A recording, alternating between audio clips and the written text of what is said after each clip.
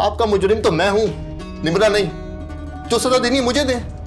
तो फिर मैं अपना दुपट्टा तुम्हारे पैरों में रखती हूँ और हाथ जोड़कर कहती हूँ कि मेरी बेटी का घर बर्बाद होने से बचा लो, अल्लाह का वास्ता मेरी बेटी का घर बर्बाद होने से बचा लो। तू जानता है तूने कितना बड़ा जुल्म किया है मुझ पर, मेरे बाप पर। तेरा जुर्म इतना बड़ा है ना कि तू सारी जिंदगी मेरे चौखट पर कुत्ता बन के बैठा रहना, मैं तुझे तब भी माफ नहीं करूंगी। जब तक फाइक निम्रा और अनीला को तलाक नहीं देगा और अनीला की शादी जमाल से नहीं होगी, उस वक्त तक मैं तुम्हारी एक बात नहीं सुनूंगी।